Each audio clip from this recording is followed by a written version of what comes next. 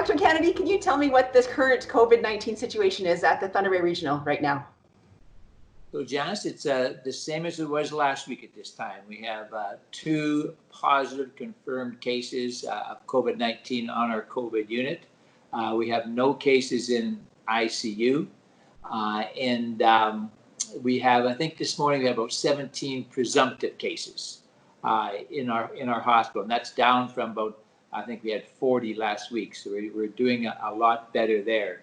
And in the community, we have still just 81 confirmed COVID-19 cases. And I believe the vast, like 96% of them are cured. So have done the 14 days of self-isolation, and they're deemed safe now. So we're doing extremely well in Northwestern Ontario. Now, Dr. Kennedy, when you say presumptive, what exactly does that mean? Does it mean you presume they have it, or what? Can you explain that for me? So we're finding out now that COVID-19 can present many different ways with very minimal symptoms and no symptoms at all. So as soon as a patient comes into the emergency department, we'll be doing more sort of aggressive swabs that have any type of symptoms at all, including a headache or a runny nose, tiredness or fatigue. We're sort of swabbing all those individuals. And if we had access to a more quick turnaround swabs, we could have that results back in approximately 2 to 4 hours.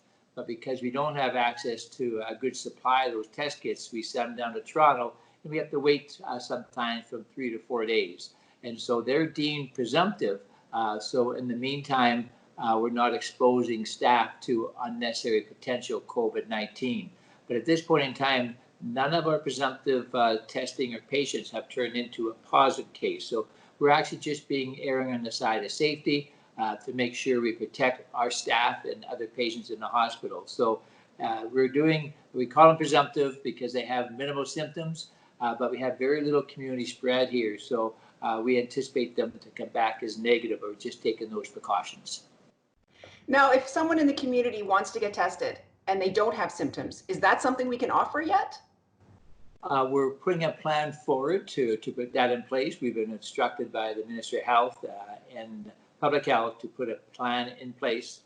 Doug Ford sort of jumped the gun a little bit and trying to make sure the testing is sort of heightened. Which we agree with. We need to do more asymptomatic testing.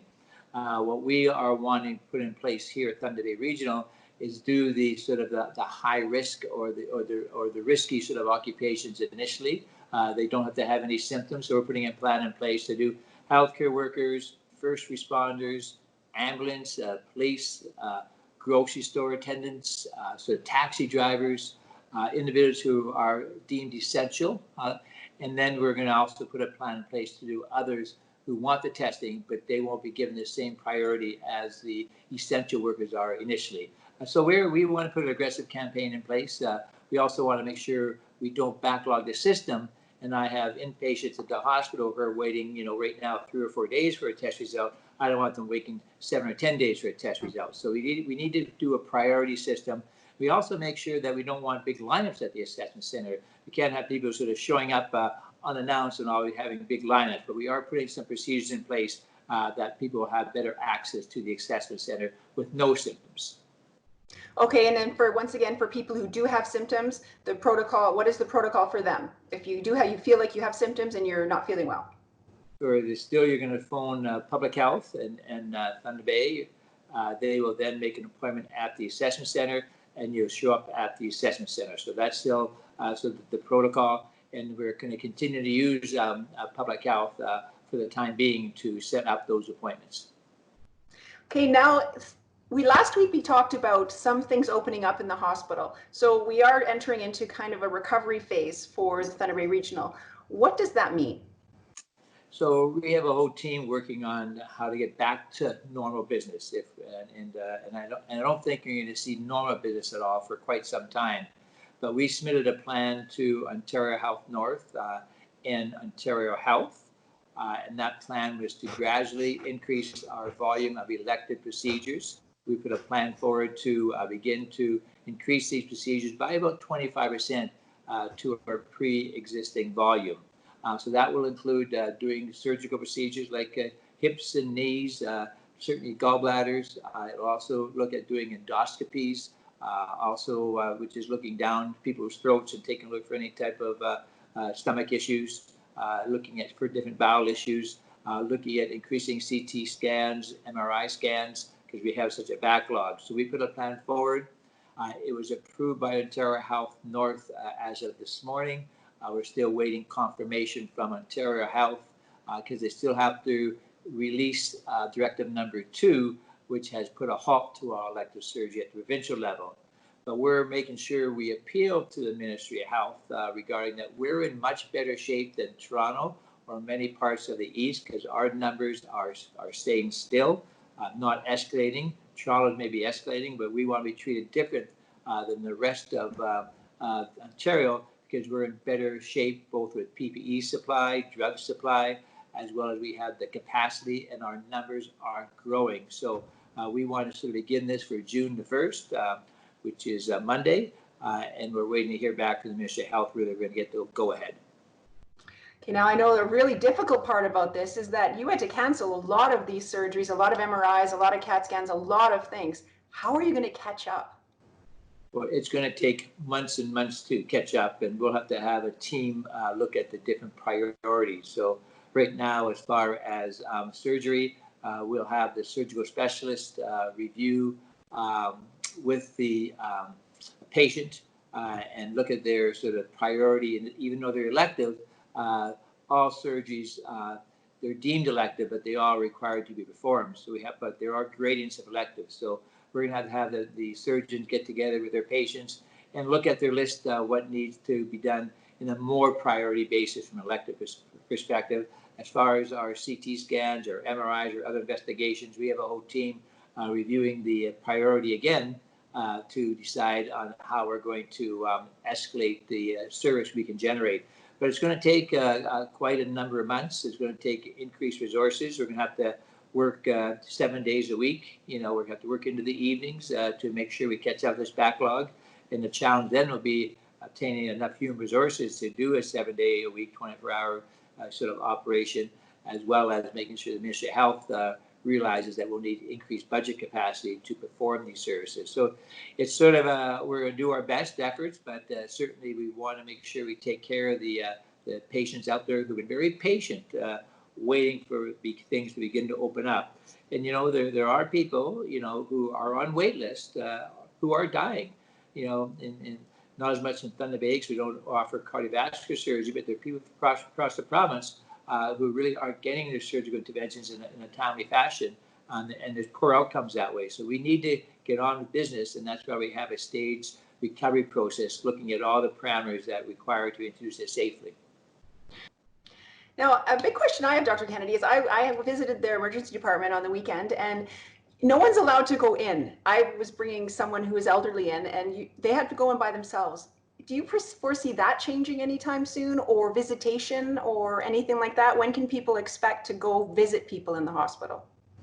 Well, I think, Janice, once we know more about the amount of community spread out there, once we do more of this prevalence testing and testing asymptomatic patients, we're going to have a lot more knowledge.